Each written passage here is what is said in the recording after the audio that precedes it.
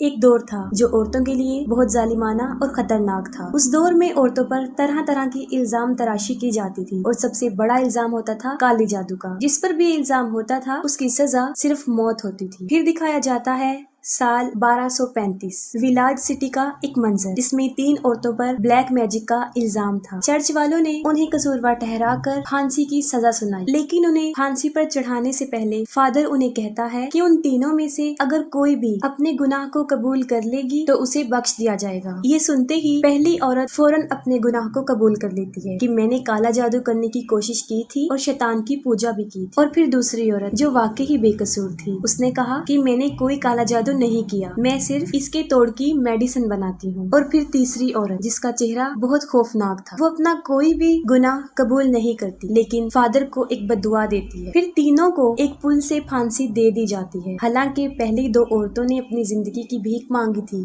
لیکن اس دور میں کالے جادو کی سزا صرف موت تھی۔ پھانسی دینے کے بعد سپاہی ان کی ڈیڈ باڈیز کو ندی میں لٹکا دیتے ہیں اور پھر وہاں سے چلے جاتے ہیں، لیکن انہیں فادر روک لیتا ہے اور کہتا ہے کہ ہم ان کی ڈیڈ باڈیز کو ایسے ہی نہیں چھوڑ سکتے اور کالے جادو کی اثرات کو بھی ختم کرنا ہے، جس کے لیے اسے سالومن کی ایک کتاب سے کچھ الفاظ ان کی ڈیڈ باڈیز پر بولنے ہوں گے، ورنہ اس کا نتیجہ بہت برا نکل سکتا ہے۔ لیکن سپاہی ان باتوں پر بلیف نہیں کرتے تھے، وہ پادری کی کوئی بات نہیں سنتے اور وہاں سے چلے جاتے ہیں۔ لیکن پھر جب آدھی رات ہوتی ہے تب فادر سالومن کی وہ کتاب اس ندی پر لے کر آتا ہے اور ایک ایک کر کے ان عورتوں کی ڈیڈ باڈیز کو باہر نکالتا ہے۔ پھر ان کی ڈیڈ باڈیز پر کچھ الفاظ بولتا ہے جسے منتر کہا جاتا ہے۔ ان میں سے 2 عورتوں کی ڈیڈ باڈیز میں سے تو شیطان چلا جاتا ہے، لیکن تیسری عورت زندہ ہو جاتی ہے، لیکن اب وہ ایک خوفناک شکل کی وچ بن گئی ہوتی ہے اور فادر کو ہی مار کے پل سے لٹکا دیتی ہے۔ اور پھر کافی سال گزر جانے کے بعد 13ویں صدی دکھائی جاتی ہے اور اس دور میں جنگوں کا آغاز ہو چکا ہوتا ہے اور چرچ کی طرف سے لاکھوں کی تعداد میں لوگ جنگ کے لیے شرکت کرتے ہیں، لیکن ان میں سب سے زیادہ جو بہادر تھے وہ 2 سینک تھے جنہوں نے تقریباً ہر جنگ میں ہی بڑی بہادری کے ساتھ شرکت کی تھی۔ وہ دونوں آپس میں فرینڈز ہوتے ہیں اور ایک دوسرے کا کافی خیال رکھتے ہیں، جن میں سے ایک کا نام فیلسن اور دوسری کا نام بہمن ہوتا ہے۔ ان لوگوں نے چرچ میں شامل ہو کر بہت بہادری کا مظاہرہ کیا اور وفاداری کا ثبوت دیا۔ پھر انہوں نے سال 1544 میں سمیریا پر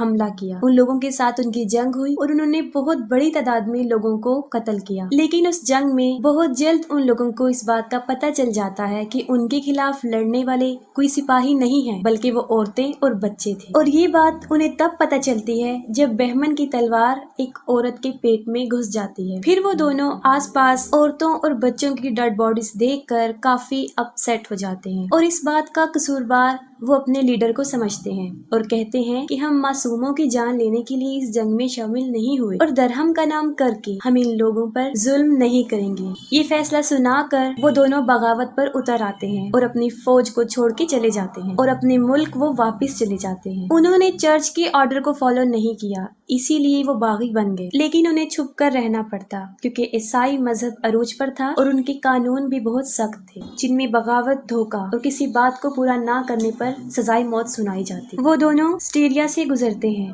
وہاں پر انہیں جنگل میں ایک گھر نظر آتا ہے جہاں پر وہ مدد کے لیے جاتے ہیں، لیکن یہ دیکھ کر وہ کافی حیران و پریشان ہو جاتے ہیں کہ اس گھر میں رہنے والے ہسبینڈ وائف کسی بہت سخت بیماری کی لپیٹ میں آ کر مر چکے اور ان دونوں کی ڈیڈ باڈیز کافی سڑ چکی۔ سٹیریا کا ماحول انہیں کافی عجیب لگتا ہے کیونکہ وہاں کے لوگ کافی مایوس نظر آتے تھے اور وہ ڈیڈ باڈیز کو دفناتے نہیں تھے بلکہ ایک جگہ پر جمع کر رہے۔ ان میں سے کچھ رحم کی دعائیں مانگ رہے تھے لیکن ساتھ ساتھ اپنے آپ کو بھی زخمی کر رہے تھے کیونکہ فیلسن اور بہمن ابھی یہاں آئے تھے، انہیں کچھ آئیڈیا نہیں ہوتا کہ یہاں پر کیا ہو چکا ہے۔ پھر وہاں کا ایک آدمی جو سینک تھا وہ انہیں بتاتا ہے کہ یہاں پر ایک بہت خطرناک قسم کی بیماری پھیل چکی ہے جس میں لوگوں کا جسم گلنے سڑنے لگتا ہے اور یہ بیماری پچھلے 3 سالوں سے عروج پر ہے۔ وہ کہتا ہے کہ اسی بیماری میں میری پوری فیملی بھی مر چکی ہے۔ وہ لوگ یہاں پر اپنی مدد کے لیے کچھ سامان اکٹھا کرنے آئے ہوتے ہیں لیکن ان کی تلوار کسی سپاہی کی نظر میں آ جاتی ہے اور وہ اسے پہچان لیتے ہیں۔ جب وہ اس جگہ کو چھوڑ کر جا رہے ہوتے ہیں تو ان کے سپاہی ان کو پکڑ لیتے ہیں اور بادشاہ کے سامنے پیش کرتے ہیں اور وہ بھی اس بیماری کا شکار ہو چکا ہوتا ہے۔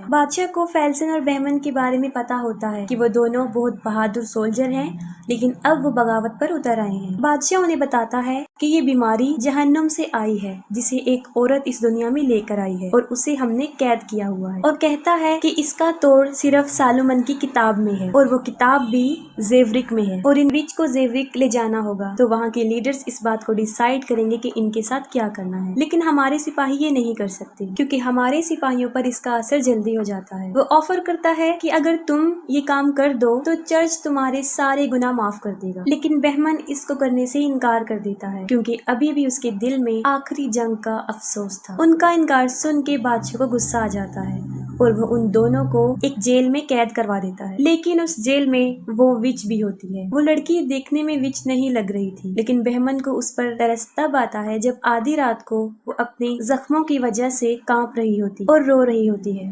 لیکن بہمن اس پر ترس کھا کے بادشاہ کو اس بات کے لیے ہاں کر دیتا ہے کہ وہ لوگ اسے زیورک لے جائیں گے، اور یہاں سے زیورک تک جانے میں انہیں 6-7 دن لگ جانے تھے۔ ان کے ساتھ جانے کے لیے ایک فادر اور وہاں کا ایک سینک بھی شامل ہو جاتے ہیں۔ ان کے پاس اس جگہ کا کوئی آئیڈیا نہیں ہوتا، صرف ایک میپ ہوتا ہے، لیکن بہمن میپ پر بلیف نہیں کرتا، اسے ایک شخص چاہیے ہوتا ہے جو پہلے وہاں پر جا چکا ہو۔ پھر اس ڈیمانڈ پر ایک سوداگر جو ان کی مدد کرتا ہے، وہ 9 سال پہلے وہاں پر جا چکا تھا اور اسے سارا راستہ پتا تھا۔ وہ 5 لوگ ہوتے ہیں اور وچ کو ایک جنگلے میں بند کر کے لے جا رہے ہوتے ہیں۔ دیکھنے میں کسی کو بھی وہ لڑکی ڈائن نہیں لگ رہی تھی سوائے فادر کے، کیونکہ اسے پتا تھا کہ یہ ایک ڈائن ہی ہے۔ سفر کے دوران وہیں کا رہنے والا ایک لڑکا ان کا پیچھا کر رہا ہوتا ہے کیونکہ وہ بھی وہاں پر جانا چاہتا ہے۔ وہ بہمن کو کہتا ہے کہ جب آپ کا مشن پورا ہو جائے تب آپ مجھے بھی سپاہی بنائیے گا، لیکن وہ لوگ اسے وہاں پر لے جانے کے لیے ایگری نہیں ہوتے۔ پھر فیلسن اس کی تلوار بازی کا امتحان لیتا ہے جس میں وہ کافی ایکسپرٹ ہوتا ہے، اور بہمن بھی یہ دیکھ کر اسے ساتھ لے جانے پر ایگری ہو جاتا ہے۔ رات کافی ہو چکی ہوتی ہے اور وہ باری باری اس چڑیل پر پہرا دیتے ہیں۔ پہلے پہرے کی باری ایک ہارٹ کی ہوتی ہے، پھر ایک ہارٹ فادر کو اپنی مری ہوئی بچی کی بات سناتا ہے جس کو وہ چڑیل سن لیتی ہے اور وہ اسے اپنی بیٹی جیسے ہی لگتی ہے۔ یہ سوچ کر وہ اسے آزاد کرنے جا رہا ہوتا ہے تو وہ سلاخوں سے اپنے ہاتھوں کو باہر نکالتی ہے اور ایک ہارٹ کو جکڑ لیتی ہے۔ اسے بچانے کے لیے فادر آگے بڑھتا ہے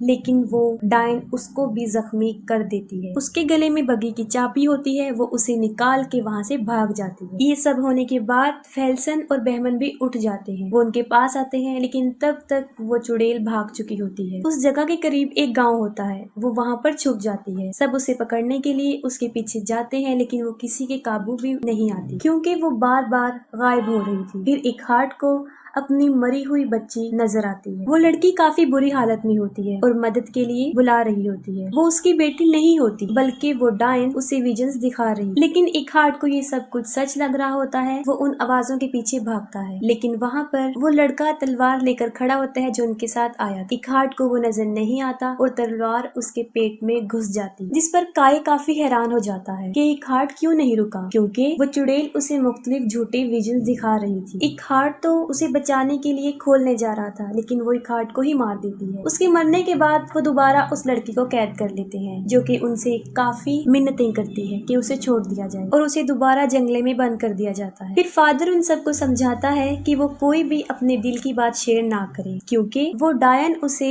ہمارے خلاف ہی یوز کر سکتی ہے اور یہ ہمیں عجیب چیزیں بھی دکھا سکتی ہے اور ہمیں آپس میں لڑوا بھی سکتی ہے۔ سفر کرنے کے دوران 2 پہاڑوں کے بیچ ایک گہری کھائی آ جاتی ہے لیکن اس کے اوپر سے گزرنے کا جو راستہ تھا وہ رسیوں کا بنا ہوا ایک بہت پرانا پل تھا، لیکن وہ کافی کمزور تھا۔ ان لوگوں کے پاس گھوڑے کے پیچھے سلاخوں والی ایک بہت بھاری سواری ہوتی ہے جس میں وہ ڈائن قید ہوتی ہے، لیکن اپنے سامان کے ساتھ اس جگہ کو پار کرنا کافی مشکل تھا۔ وہ ایک ایک کر کے پل کو پار کر لیتے ہیں اور سب سے آخر میں اس گاڑی کو لے جاتے ہیں اور کافی مشکل پیش آتی ہے انہیں یہ سب کرتے ہوئے اور وہ پل بھی ٹوٹ جاتا ہے۔ پھر وہ ایک گھنے جنگل میں داخل ہوتے ہیں۔ اس جنگل کو خطرناک جنگل سمجھا جاتا تھا کیونکہ جو بھی وہاں پر آیا وہاں سے بچ کر نہیں گئے۔ وہاں پر بہت فوگ تھی اور وہ اپنی رات گزارنے کے لیے اس جنگل میں ہی رک جاتے ہیں۔ انہیں کوئی راستہ بھی نظر نہیں آ رہا تھا اور سوداگر کو ساری رات نیند نہیں آئی کیونکہ جیسے ہی وہ سونے کے لیے آنکھیں بند کرتا تھا اسے ڈراؤنے خواب آنا شروع ہو جاتے۔ یہ سب کچھ وہ ڈائن کر رہی تھی اور جب سوداگر سے یہ تکلیف برداشت نہیں ہوئی وہ اپنی تیر کمان لیتا ہے اور اس ڈائن کو مارنے کی کوشش کرتا ہے جس پر بہمن اس کو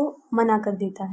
जंगल में जगह जगह भटकने के बाद जब काफी दिन तक उन्हें कोई रास्ता नहीं मिलता तो बहमन का दिमाग खराब होना शुरू हो जाता है और वो गुस्से में आकर उस विच को मारने का फैसला करता है, जिस पर फादर उसे रोक लेता है। फिर फेल्सन बहमन को बताता है कि हमें अपनी मंजिल पहाड़ की बुलंदी पर मिल चुकी है और वो ज़ेवरिक वहीं पर है। ऊपर पहुंचकर वो लोग दरवाजे पर काफी नॉक करते हैं लेकिन कोई भी नहीं सुनता। फिर जब काफी वेट करके भी कोई दरवाजा नहीं खोलता तो काई दीवार को पार करके दरवाजा खोल देता है और उस जगह पर बहुत सन्नाटा होता है और फिर वो चर्च के अंदर चले जाते हैं और वहाँ का मंजर बहुत खौफनाक होता है। ये सब देखकर फादर बहुत रोता है क्योंकि वो सब भी अब तक उस बीमारी का शिकार हो चुके थे और सब भी इस बीमारी में मर जाते हैं। फिर वो सोचते हैं कि ऐसी जगह पे शैतान का असर कैसे हो सकता है। वो सब लोग एक ही हालत में मर जाते हैं। वो एक किताब लिख रहे होते हैं। तब फादर उनके सामने इस बात को एक्सपोज कर रहा था कि वो लोग सालोमन की किताब की कॉपी बना रहे थे और असल किताब तो सिर्फ एक है जो इनके पास, और उनमें इस बीमारी और शैतान के असर को खत्म करने के कई मंत्र थे। उन लोगों को यहाँ पर आने से बहुत उम्मीदें होती हैं, जिस पर बहमन कहता है कि यही हमारे पास लास्ट होप है और कहता है कि वो लोग मर गए हैं, वो बड़ी बदकिस्मत थे, लेकिन अब तुम ही हो जो हमें इस मुसीबत से निकाल सकते हो। फिर पादरी उस किताब को खोलता है और मंत्र पढ़ना शुरू करता है, लेकिन उस डायन पर इसका कोई असर नहीं होता और डायन की आवाज मर्दों जैसी हो जाती है और वो बहमन की सारी बुराइयों को वहाँ पर एक्सपोज कर देती है। उस डायन के अंदर एक शैतानी रूह होती है और वहीं पर सारे राज फाश हो जाते हैं और फादर फौरन समझ जाता है कि ये कोई डायन नहीं है बल्कि इसके अंदर किसी शैतानी रूह का कब्जा है जो जहन्नुम से आया है और इसी ने ही वो बीमारी फैलाई है और अब जहन्नुम से निकल के वो इस दुनिया में आना चाहता है। फादर का गैस बिल्कुल ठीक होता है और वो डीमन के मंत्र बोलना शुरू करता है, जिससे फौरन डीमन पर असर होना शुरू हो जाता है और फिर उसका असली शैतानी रूह सबके सामने रिवील हो जाता है, बहुत खौफनाक शक्ल वाला। वो उन सलाखों को पिघला कर वहाँ से उड़ जाता है, लेकिन काई मंत्र पढ़ना नहीं छोड़ता। मंत्र के कंप्लीट होते ही डीमन के अंदर